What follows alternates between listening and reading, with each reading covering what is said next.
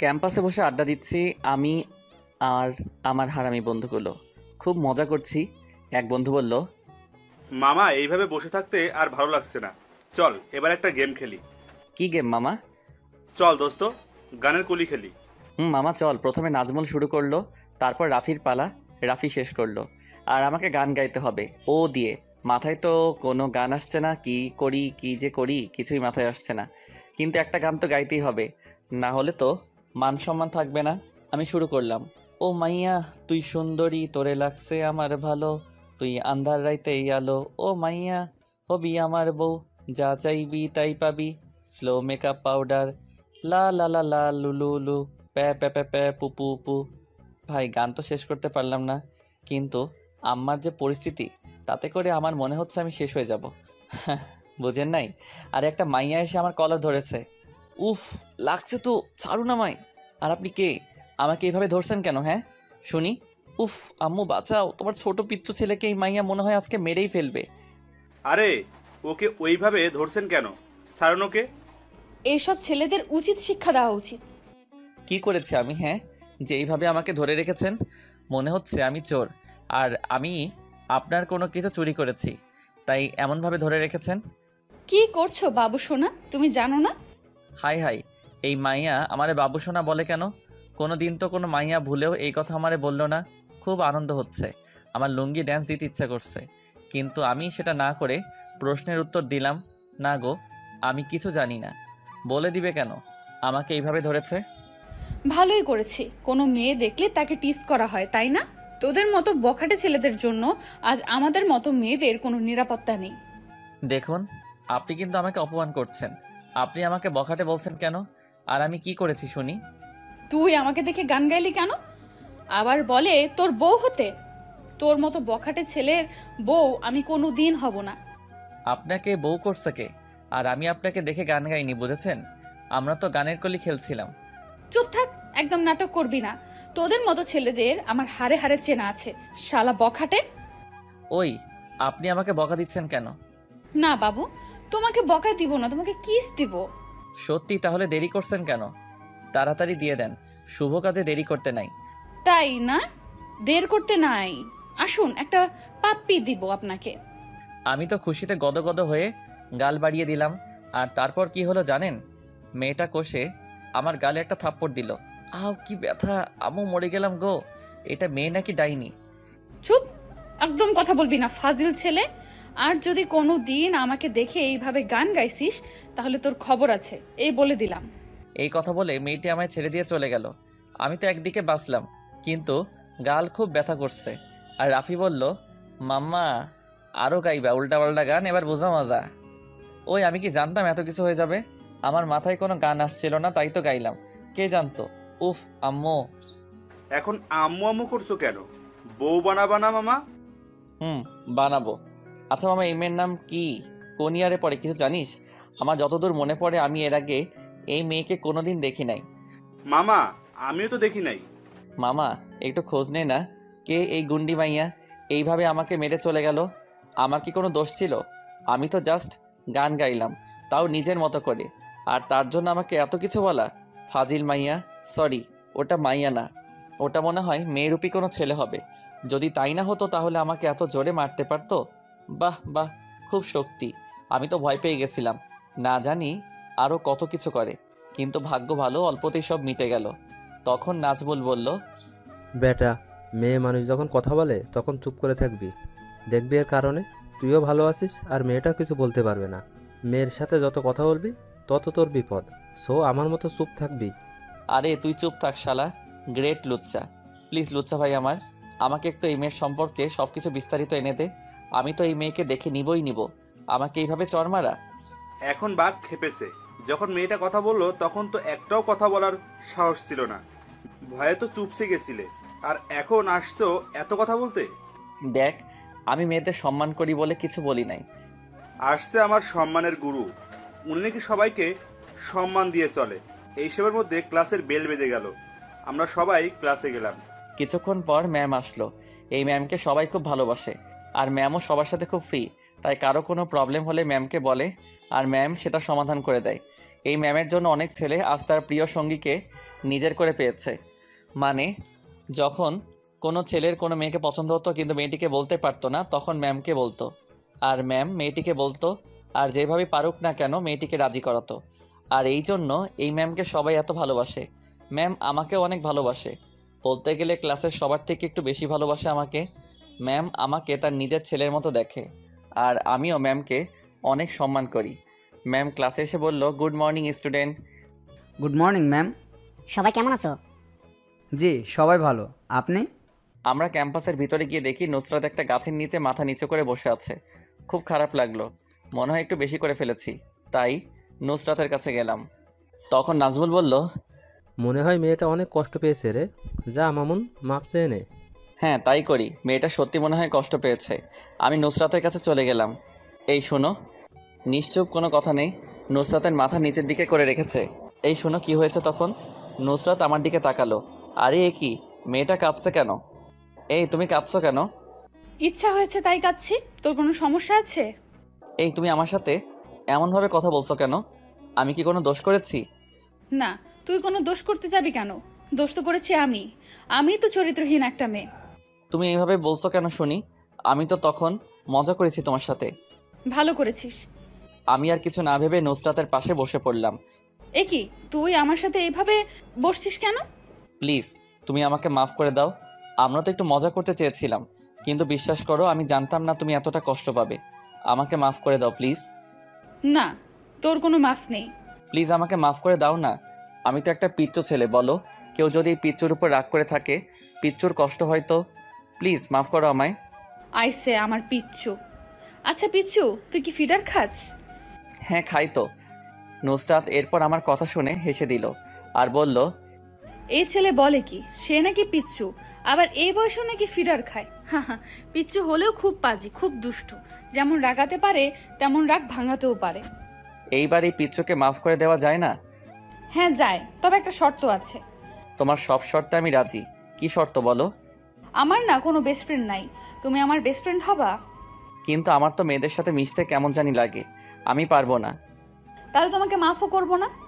কিন্তু কেন? আমার ফ্রেন্ড হবা না তাই মাফ করব না কোনোদিন। তখন পেছন থেকে রাফি আর নাজমুল বলল, শালা, একটা মেয়ে ফ্রেন্ড বানালে তোর মহাভারত অশুদ্ধ হয়ে যাবে না, বানিয়ে ফেল। মেয়েটা যখন এত করে বলছে। তাহলে তোরা বলছিস বানাতে? হ্যাঁ বানিয়ে ফেল। মেয়েটা একটু রাগী আর দুষ্ট হলেও অনেক ভালো, বানিয়ে ফেল। আমাদের একটা বন্ধু বারুক। আমি আর কি বলবো, বন্ধুরা তো আর আমার খারাপ চাইবে না। তাই আমি নুসরাতকে বললাম, আমি তোমার শর্তে রাজি, তুমি যা চাইবে তাই হবে। তাহলে মিলাও হাত। তারপর আমি আর নুসরাত ফ্রেন্ড হয়ে গেলাম। তারপর থেকে একসাথে আড্ডা দেওয়া, একসাথে ঘুরে বেড়ানো, অনেক কিছু। একদিন আমি ম্যামের একটা ক্লাস মিস করি, কিন্তু ক্লাসটি অনেক গুরুত্বপূর্ণ ছিল। আমি ম্যামকে বললাম, ম্যাম আমি তো ক্লাস মিস করে ফেলেছি, যদি আপনি একটু সাহায্য করতেন। আচ্ছা তুমি বিকেলে আমার বাসায় চলে এসো, আমি তোমাকে বুঝিয়ে দিব। আমি ম্যামকে ধন্যবাদ জানিয়ে বাসায় গেলাম। বাসা থেকে খেয়ে দিয়ে বিকালে একটু পরিপাটি হয়ে বের হলাম। শুনেছি ম্যামের বাসায় নাকি কোনো এক মেয়ে এসেছে, তাই একটু পরিপাটি হয়ে গেলাম। অচেনা কারোর সামনে কি অগোছালোভাবে যাওয়া যায়, তাই নিজেকে একটু পরিপাটি করে নিলাম। বিকালে ম্যামের বাসায় গিয়ে দরজার সামনে দাঁড়িয়ে কলিং বেল চাপতেই নুসরাত এসে দরজা খুলে দিল। কিরে, তুইও কি আমার মতো ক্লাস মিস করেছিস নাকি? নুসরাত কোনো কথা না বলে আমাকে বলল, আসো, তুমি ভেতরে আসো, তারপর বলছি। আমি কিছু না ভেবে ব্যাপারটা স্বাভাবিকভাবে নিলাম। নুসরাত মনে হয় বুঝতে এসেছে, কিন্তু আমাকে বলল না কেন। হ্যাঁ, নুসরাতকে তো বলা হয়নি আমি আসব। বাসার ভেতর প্রবেশ করার পর নুসরাত আমাকে বলল, তুমি একটু বসো, আমি খাবার নিয়ে আসছি। আরে এটা কি তোমার নিজের বাসা নাকি যে তুই খাবার আনতে যাবে? হ্যাঁ, এটাই তো আমারই বাসা। দেখো সবসময় মজা করবি না, তার থেকে ভালো এখানে এসে বসে পড়ো, ম্যাম এখনই চলে আসবে। তুমি চুপচাপ বসে থাকো, আমি খাবার নিয়ে আসছি। এই বলে নুসরাত চলে গেল। এই মেয়ের মাথায় কোনো গন্ডগোল আছে, তা না হলে ম্যামের বাসায় এসে কেউ এমন করে। আমি বসে আছি, তখন ম্যাম আসলো। আমি ম্যামকে সালাম দিলাম। তার কিছুক্ষণ পর নুসরাত চলে এলো। নুসরাত সেগুলো ম্যাম আর আমার সামনে দিল, নিজেও কিছু নিল। কেমন মেয়ে রে বাবা, লজ্জা নেই? ম্যামের সামনে এমন করছে। আমি কিছু বলছি না, আমার নিজেরই লজ্জা লাগছে। ম্যাম আমাকে চুপ করে বসে থাকতে দেখে বলল, কি ব্যাপার মামুন, অমন চুপ করে বসে আছো কেন? না ম্যাম, কিছু না। বুঝতে পেরেছি তুমি অবাক হচ্ছ নুসরাতকে আমার বাসায় দেখে। আসলে নুসরাত আমার নিজের মেয়ে। এতদিন ওর নানা বাসায় থেকে লেখাপড়া করেছে, কিন্তু আমি নিয়ে আসলাম একমাত্র মেয়ে। এত দূরে থাকে, ভালো লাগে না। আর তোমার মনে প্রশ্ন জাগতে পারে আমি কেন কলেজের সবাইকে বলিনি নুসরাত আমার মেয়ে। আসলে নুসরাত নিজেই আমাকে বলেছিল এই কথাটি গোপন করতে, তাই আমি বলিনি। আমি তো নুসরাতের দিকে হা করে তাকিয়ে আছি। এতদিন একসাথে থাকলাম আর এই ব্যাপার বুঝতেও পারলাম না। আর কিভাবে বুঝবো? মেয়েটা তো কলেজে ম্যামের সাথে তেমন কথা বলে না। থাক, এত কিছু ভেবে কাজ নেই, যা বুঝতে এসেছি তাই বুঝে বাসায় চলে যাই। পরে নুসরাতের কাছে সব জিজ্ঞেস করে নিব। ম্যাম আমাকে পড়া বুঝিয়ে দিচ্ছে, সাথে নুসরাত তো ছিল। ম্যাম নুসরাতকে সাথে বসে বুঝতে বলেছে। নুসরাত একদম আমার গা ঘেঁষে বসেছে। ম্যাম পড়া বোঝাচ্ছিল আর নুসরাত আমাকে খোঁচা দিচ্ছিল। ইচ্ছা করছিল একটা থাপ্পড় মারি, কিন্তু না, সেটা করা যাবে না। এখন আমি তার বাসাতেই বসে আছি, আর যদি তাকে এখন মারি তবে তার মা কি আমাকে ছেড়ে দিবে? কোনো রকম পড়া শেষ করে বাসায় আসলাম। আম্মুকে বলে গিয়েছিলাম যে ফিরতে রাত হতে পারে, তাই আম্মু আর কিছু বলল না। আমি গিয়ে ফ্রেশ হয়ে এসে খেতে বসলাম। ম্যামের বাসায় খাবার জন্য আমাকে অনেক অনুরোধ করেছিল, কিন্তু আমার লজ্জা লাগছিল ম্যামের বাসায় খেতে। তাই আমি বলেছিলাম আমার একটু তাড়া আছে, অন্য একদিন খেয়ে নিব। এই কথা বলে সেখান থেকে এসেছি। খেয়ে দে রুমে এসে দিলাম এক মহা ঘুম। এক ঘুমে রাত পার। পরদিন সকালে আম্মুর ডাকে ঘুম ভাঙলো। আমি উঠে ফ্রেশ হয়ে কিছু খেয়ে দিয়ে কলেজে গেলাম। যাবার পর দেখি নুসরাত বসে আছে। আর হ্যাঁ, নুসরাতের তেমন কোনো ফ্রেন্ড নেই। আমি নুসরাতের কাছে গিয়ে বসলাম। তাহলে আপনার এতক্ষণে আসার সময় হলো মহারাজ? সেই সব পরে হবে, তার আগে বলো তুমি আমাকে বললে না কেন তুমি ম্যামের মেয়ে? কেন, সেটা বললে কি তুমি আমার সাথে ফ্রেন্ডশিপ করতে না? সেটা বলতে চাচ্ছি না। তুমি সবার কাছে থেকে তোমার আসল পরিচয় কেন লুকিয়েছো? আসলে পরিচয় দিয়ে দিলে সবাই অন্য চোখে দেখবে, যেটা আমার একদম ভালো লাগে না। তাই আমি আম্মুকে বলেছি আমার আসল পরিচয় যেন সবার সামনে না আনে। ও আচ্ছা, এখন তো আমি আর তোমার সাথে ফ্রেন্ডশিপ রাখবো না। তুমি ম্যামের মেয়ে। কি বললি তুই কুত্তা? তোর এত বড় সাহস, তুই আমার সাথে ফ্রেন্ডশিপ রাখবি না তাই না? দাঁড়া, আজকে দেখাচ্ছি তোকে মজা। এই কি করছো? ব্যথা লাগছে তো? লাগলে লাগুক, তাতে আমার কি? তুই আরো বলবি আমার সাথে ফ্রেন্ডশিপ রাখবি না? না, আর কোনোদিন বলবো না। নুসরাত এরপর আমাকে ছেড়ে দিল। আমি তো বেঁচে গেলাম। বুঝলাম না আমার সাথে কেন এমন করলো। আমি ছেড়ে গেলে নুসরাতের তো কিছু যায় আসে না। ওই মামুন শোনো। হ্যাঁ বলো। চলো না একটু ঘুরে আসি। কোথায় যাবে? নদীর পাড় থেকে ঘুরে আসলে কেমন হয়? হ্যাঁ, অনেক ভালো হয়। একইভাবে চলতে লাগলো আমাদের দিনগুলো। খুব হাসি খুশি আড্ডা, ঘুরে বেড়ানো, আরও কত কি। নুসরাত সবসময় আমার পাশে পাশে থাকতো। কেন জানি না, নুসরাত যখন আমার পাশে থাকতো আমার খুব ভালো লাগতো। আর যদি নুসরাতের সাথে আমার কথা না হতো বা দেখা না হতো, সেই দিনটি খারাপ যেত। আমি সবসময় নুসরাতের একটু কথা শুনবার জন্য, একটু দেখা পাবার জন্য পাগল থাকতাম। আমার মনে নুসরাতের জন্য অন্যরকম একটি জায়গা সৃষ্টি হয়েছে। আমি নুসরাতকে ভালোবেসে ফেলেছি। জানি না নুসরাত আমাকে ভালোবাসে কিনা, কিন্তু আমি নুসরাতকে খুব ভালোবাসি। অন্যদিকে নুসরাত আমার একটু বেশি কেয়ার নিত। অন্য মেয়েদের সাথে কথা বলা একদম সহ্য করতে পারতো না। যেদিন দেখতো আমি অন্য কোনো মেয়ের সাথে কথা বলছি, সেদিন আমাকে ইচ্ছা মতো কিল ঘুষি দিত। এই নিয়ে আমি কখনো কোনো কথা বলিনি। একদিন একটা মেয়ের সাথে কথা বলছি, মানে মেয়েটা একটা ক্লাস মিস করেছে আর সেই জন্য আমার কাছ থেকে নোট চাচ্ছে। এই নিয়ে কথা বলছিলাম, এরই মাঝে কোথায় হতে যেন ডাইনি চলে আসলো। এসে আমাকে কান ধরে ক্যাম্পাসের একটা ফাঁকা জায়গায় নিয়ে গেল। তারপর ওই মেয়ের এত কিসের কথা তোর? হ্যাঁ না, এমনি বলছিলাম। কেন, কি হয়েছে তাতে? কি হয়েছে না হয়েছে তা জানি না, তবে তুই অন্য কোনো মেয়ের সাথে কথা বলতে পারবি না। কেন, বললে কি হবে শুনি? আমি বলছি তুই অন্য কারোর সাথে কথা বলবি না, মানে বলবি না। এত পকর পকর করার কি আছে? তুমি কে হও আমার যে তুমি কথা বলতে না করবে আর আমি কথা বলবো না? কি বললি তুই? আমি তোর কেউ না। চোখের কোণে কিছুটা পানি লক্ষ্য করলাম। হ্যাঁ সত্যি, তুমি আমার কেউ হও না তো। তুই কি বুঝিস না? কি বুঝবো? হ্যাঁ থাক, তোকে আর বুঝতেও হবে না। এই তুমি কান্না করছো কেন? ইচ্ছা হয়েছে তাই কান্না করছি। আমি আর কখনো তোর কোনো বিষয়ে কথা বলবো না। এই কথা শোনার পর আমার নিজেরই কেমন জানি লাগলো। মনে হলো কারো শাসন হারিয়ে ফেলবো। এরপর নুসরাত আর কোনো কথা বলেনি, চুপচাপ চলে গেছিল। আমি পেছন থেকে অনেক ডেকেছিলাম, কিন্তু নুসরাত আমার কোনো কথা শুনেনি, চলেই গেছিল। তারপর থেকে 2 দিন নুসরাতের সাথে কোনো যোগাযোগ নেই। এই 2 দিনে খুব মিস করেছি নুসরাতকে। অনেকবার কল করেছি, কিন্তু নুসরাতের রিসিভ করে নাই। ভেবেছিলাম একবার তাদের বাসায় যাব, কিন্তু কোন মুখে যাব আমি, তাই আর যাওয়া হয়নি। এই 2 দিনে বুঝতে পেরেছি নুসরাত আমার কতটা জুড়ে আছে। খুব মিস করি নুসরাতের কথাগুলো, তার শাসনগুলো। কিছুই ভালো লাগছে না। কিভাবে যে নুসরাতের সাথে একটু কথা বলবো, দেখা করব, সেটাই ভেবে পাচ্ছি না। ভেবেছি এবার দেখা হলে নুসরাতকে আমার ভালোবাসার কথা বলে দিব। ভালোবাসা গোপন করে রাখতে নাই, গোপন করে রাখলে ভালোবাসা হারিয়ে যায়। কিছুদিন পর নুসরাত কলেজে এলো। আমি সাথে সাথে নুসরাতের কাছে গিয়ে, কি ব্যাপার, এতদিন কই ছিলে? কোনো খোঁজ খবর ছিল না। আর বলো না, আমি খুব অসুস্থ ছিলাম, তাই কয়দিন আসতে পারি নাই। তাহলে তোমার ফোন অফ ছিল কেন? ফোনে কি যেন প্রবলেম হয়েছে, অন হচ্ছে না। তাহলে তোমার আম্মুর নাম্বার দিয়ে আমাকে একবার ফোন করে জানিয়ে দিতে। আমি কি তোমার নাম্বার মুখস্থ করে রেখেছি নাকি? তোমার নাম্বার তো আমার ফোনে সেভ করা। এখন সুস্থ আছো তো? হ্যাঁ, ভালো আছি। তুমি কেমন আছো? কোনো রকম আছি আর কি। কোনো রকম মানে? কি হয়েছে তোমার? বলো আমায় প্লিজ। কিছু হয়নি। কিছু একটা হয়েছে, তোমাকে দেখেও মনে হচ্ছে তোমার মধ্যে কিছু একটা চলছে। সত্যি আমার তেমন কিছু হয়নি, কিন্তু কোনো একজনকে খুব মিস করছিলাম। কাকে শুনি? যাকে ভালোবাসি তাকে আমার কথা শুনে। ওই ফাজিল হাদারাম বিল্লি কুত্তা, একদম মেরে ফেলে দেব ভালোবাসার কথা বললে।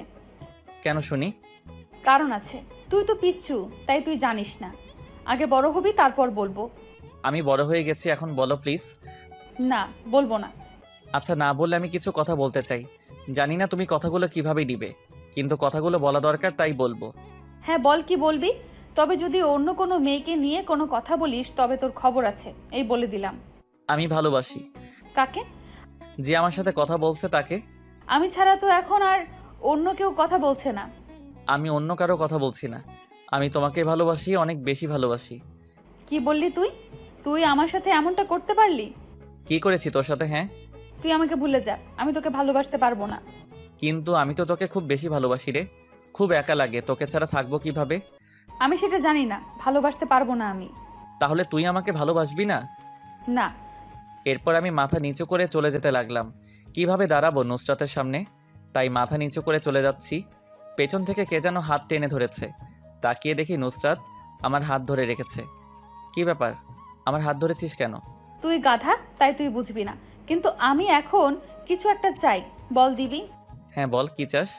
আমাকে প্রপোজ কর। I love you Nusrat. গাধা, এইভাবে না, অন্যভাবে। কিভাবে করব? আমি তো অন্যভাবে পারি না। প্লিজ একটু চেষ্টা কর। এরপর আমি, এই মেয়ে শোনো, আমার মেয়ের আম্মু হবে, মানে অনুর আম্মু হবে, আমার ঘরের ঘরণী হবে। এটা কেমন প্রপোজ? যাই, ভালো হয়েছে, তবে অনুকে? আরে বিয়ের পর আমাদের যে মেয়ে হবে তার নাম রাখবো অনু। বাবা, এত দূর ভাবা হয়ে গেছে। হ্যাঁ, আমি অনুর আম্মু হতে চাই। তাহলে চলো বিয়ে করব। না, এখন না, আগে এইচএসসি এক্সাম দেব, তারপর। তাহলে চলো এখন ঘুরে বেড়াবো। না, এখন চলো ক্লাসে যাব, ক্লাস করব। কিন্তু আমার তো তোমার সাথে ঘুরতে যেতে ইচ্ছা করছে। খুব ইচ্ছে করছে বুঝি? হ্যাঁ, অনেক ইচ্ছা করছে। তাহলে চলো ঘুরে আসি। হ্যাঁ জানু, চলো। নুসরাত আর আমি একটা রিক্সা নিয়ে বের হলাম। রিক্সাতে আমি নুসরাতের থেকে একটু দূরত্বে বসেছিলাম। আমার কেমন জানি লাগছিল, নুসরাতের দিকেও তাকাতেও পারছিলাম না, কিন্তু অন্যরকম একটা প্রশান্তি কাজ করছে মনের মাঝে। আমি আর নুসরাত একটা নদীর ধারে এসে নামলাম। আমি আর আমার হারামি ফ্রেন্ডগুলো মাঝে মাঝে এখানে আসতাম। এই প্রথম কোনো মেয়ের সাথে ঘুরতে আসলাম। আমি আর নুসরাত একটা জায়গায় গিয়ে বললাম, তবে আমি নুসরাতের থেকে একটু দূরে বসলাম। নুসরাত আমাকে জিজ্ঞাসা করেছিল আমি দূরে বসছি কেন। একটু কাছে এসে বসো না প্লিজ। আমার কেমন জানি লাগে। ওই ফাজিল, কেমন লাগে মানে? একেবারে মেরে ফেলবো, কাছে আয় বলছি। কিন্তু আর কিছু বলতে পারলাম না। নুসরাত টান দিয়েই আমাকে তার কাছে নিয়ে গেল। তারপর বলল, তোমার কি কিছু ইচ্ছা করছে না? কি ইচ্ছা করবে? কোনো কিছু ইচ্ছে করছে না? না তো। হায় আল্লাহ, তুমি আমাকে কেমন ছেলের সাথে পাঠালে, যার নাকি কিছু করতে ইচ্ছে করে না, কিন্তু আমার ইচ্ছে করছে। কি ইচ্ছা করছে বলো? তুমি আমার কোলে মাথা রাখবে আর আমি আদর করে দেব। জানো, আমার অনেক দিনের ইচ্ছা, আমি অনেক আগে থেকেই তোমাকে ভালোবাসি। তাহলে বললে না কেন? তুমি জানো না, মেয়েদের বুক ফাটে তবু মুখ ফুটে না। ধরো যদি আমি কোনোদিন তোমাকে ভালোবাসার কথা না বলতাম, তাহলে কি হতো? কি আর হতো?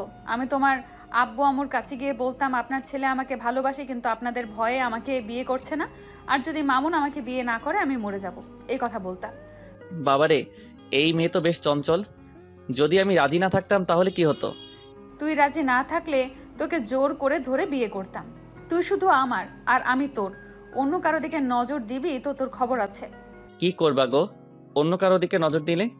কিস করমু জানো শোনা? আচ্ছা ওই দেখো একটা মেয়ে বসে আছে, আর আমি মেয়েটাকে দেখছি। আহা কত সুন্দর দেখতে, মন জুড়িয়ে গেল। ওই এটা কি হচ্ছে? একদম চোখ গেলে দেবো, এই বলে দিলাম। কুত্তা, অন্য মেয়েদের দিকে নজর দিবি না। আমি দেখতে পেতনির মতো, তবু তুই আমার দিকে তাকিয়ে থাকবি। তুমি না বললে অন্য মেয়ের দিকে তাকালে কি যেন দিবা? চুপ ফাজিল, বলেছি বলে কি অন্য মেয়েদের দিকে তাকাতে হবে নাকি? তুই শুধু আমাকে দেখবি। আর তোকে না সে কখন বলেছি আমার কোলে মাথা রেখে শুয়ে থাকতে, কিন্তু তুই এখনো দূরে সরে আছিস। আয় কাছে আয়, আয় বলছি। ও হ্যাঁ, কথা বলার মাঝে আমি নুসরাতের থেকে একটু দূরে সরে গিয়েছিলাম। কেন জানি না এমন হচ্ছে আমার। আগে তো নুসরাতের সাথে অনেক ঘুরেছি, কিন্তু এর আগে কখনো তো এমন হয়নি। আজ হচ্ছে কেন? আমি পারবো না। তোকে পারতেই হবে, কোনো কথা শুনতে চাই না। মাথা রাখ জলদি। প্লিজ জানু, ছেড়ে দাও, আমি পালাবো। পালিয়ে দেখ না, তোর পা ভেঙে রেখে দিব। পরে তোমাকে সবাই ন্যাংরার বউ বলবে। বললে বলুক, তবুও তুই আমার কোলে মাথা রেখে শুয়ে থাকবি। আর কি করার, যে দজ্জাল মেয়ে কথা না শুনলে কি করে বসবে সেটা সে নিজেও জানে না। আমি নুসরাতের কোলে মাথা রেখে শুয়ে আছি, আর নুসরাত আমার মাথায় হাত বুলিয়ে দিচ্ছে বলে বোঝাতে পারবো না কত যে ভালো লাগছিল। তখন এইভাবেই আমার আর নুসরাতের সম্পর্ক শুরু হয়। এরই মাঝে কলেজের সবাই, আমার বাসার সবাই, নুসরাতের আম্মু সবাই জেনে গেছে, কিন্তু কেউ কোনো কথা বলেনি। শুধু বলেছিল পড়ালেখা যেন ঠিক থাকে। আর কলেজের এখন তো সবাই আমাকে ম্যামের জামাই বলে ডাকে। ম্যামও আগের থেকে বেশি আমাকে আদর করে, ম্যামের নিজের ছেলের মতো দেখে। শুধু একদিন আমাকে ডেকে নিয়ে বলেছিল, দেখো বাবা মামুন, আমি কিন্তু প্রেম ভালোবাসার বিরুদ্ধে না, আমি এর পক্ষে আছি আর থাকবো, কিন্তু তুমি আমার মেয়েকে কষ্ট দিও না। সারা জীবন আমার মেয়েকে তোমার কাছে আগলে রেখো।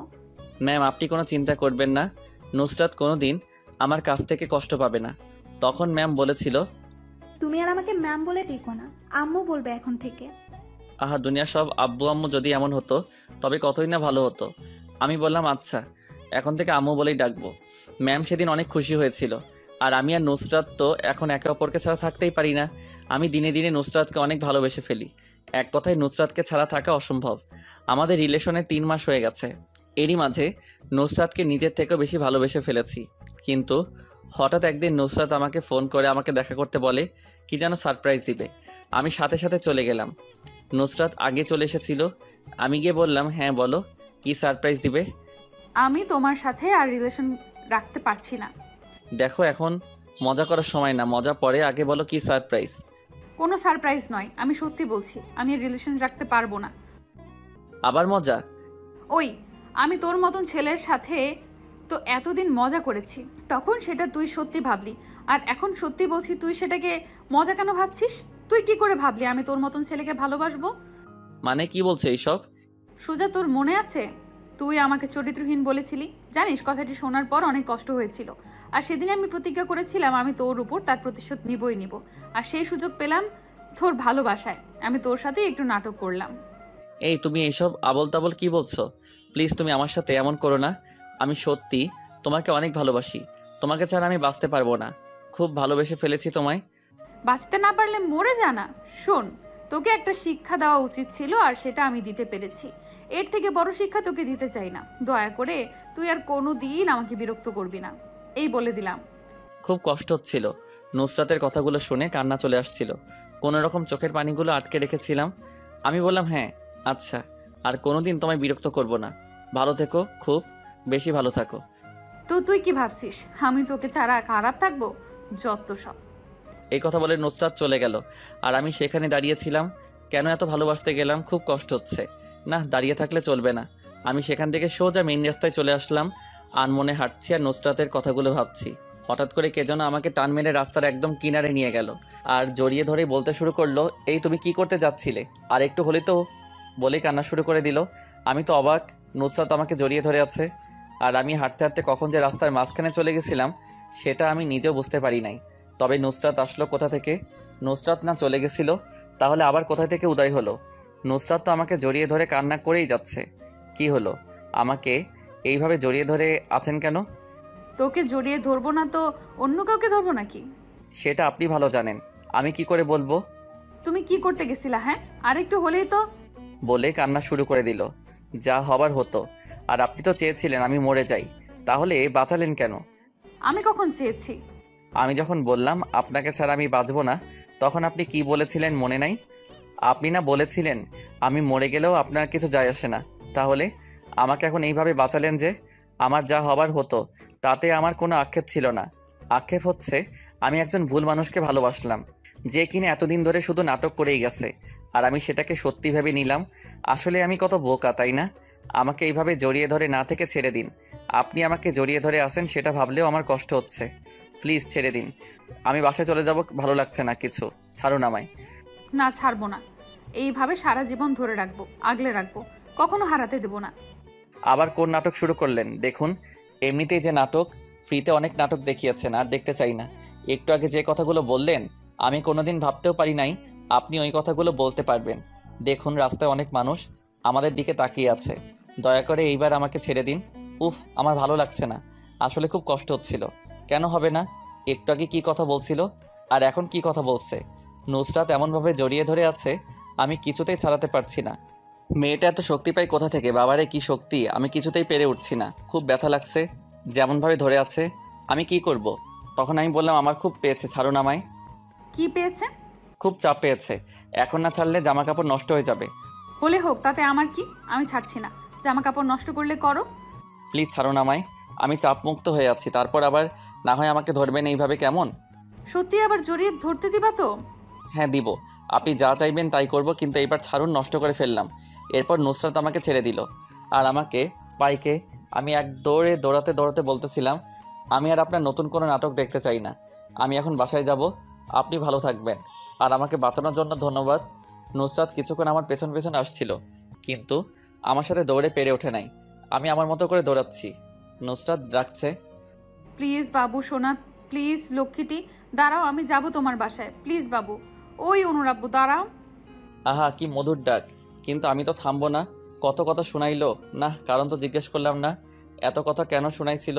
ও হ্যাঁ, আমি নুসরাতকে চরিত্রহীন বলেছিলাম, তার জন্য নাটক করেছে। তার মিথ্যা ভালোবাসার জালে আমাকে ফাঁসাতে যাচ্ছে, কিন্তু আমি আর ফাঁসবো না। দৌড়াতে দৌড়াতে একটা বাসে উঠলাম। বাসটা আমার পিছন থেকে এসেছিল। আমি উঠে দেখি নুসরাত বাসে আর আমার দিকে রাগি লোকে তাকিয়ে আছে। উফ, এখন কি করি? এই মাইয়া এখানে এলো কি করে? আমি দাঁড়িয়ে আছি, তখন নুসরাত এসে আমাকে টেনে বাসের ভেতরে নিয়ে গেল, একদম পেছনের সিটে বসালো। আর নুসরাত আমার পাশেই বসলো। আমি জানতাম আমার 12টা বাজবে। নুসরাত আমার পাশে বসে রাগি লুকিয়ে তাকিয়ে আছে। আমি কিছু বলছি না, শুধু ভাবছি এই মাইয়া আসলে চাই কি। কিছু বলছি না, শুধু রাগে ফুঁসছে। আমি দেখি একটা মেয়ে আমাদের দিকেই আসছে। আমি হা হয়ে তাকিয়ে আছি মেয়েটার দিকে। নুসরাত আরও রেগে গেল। ওই, তুই ওই মেয়ের দিকে অমন করে তাকিয়ে আছিস কেন? না মানে একজনকে ভালোবেসেছিলাম, কিন্তু আজ জানতে পারলাম সে নাকি আমার সাথে নাটক করছে। এখন তো আমার অন্য কাউকে ভালোবাসা দরকার, যে আমাকে সত্যি ভালোবাসবে, আমার বউ হবে, অনুরাম্য হবে। একদম মেরে ফেলবো অন্য কারো দিকে নজর দিলে। আমি আছি কি করতে? হ্যাঁ, আমি তোর বউ হব, তোর অনুরাম্য হব। মিথ্যার কত বলবেন বলেন তো? আমি আর আপনাকে ভালোবাসি না, আমি এখন অন্য একজনকে ভালোবাসবো। কি বললি তুই? কিছু বলি নাই। এখন আমি নামবো। রাফি বলেছিল ওর গার্লফ্রেন্ডের সাথে একটা মেয়ে থাকে, সেটা নাকি সিঙ্গেল। দেখি আমি লাইন মারতে পারি নাই। 100% মিথ্যা কথা। এরপর নুসরাত আর কিছু বলে নাই, শুধু কান্না করছিল। আর আমি বাস থেকে নেমে গেলাম। বাসা বেশি দূরে না, তাই হাঁটা শুরু করলাম। বাসায় এসে খেয়ে দিয়ে শুয়ে পড়লাম। আপনারা ভাবছেন আমার মন কেন খারাপ? না, কেন খারাপ হতে যাবে কেন? নুসরাতের হাবভাব দেখে তো মনে হলো নুসরাত আমাকে অনেক ভালোবাসে।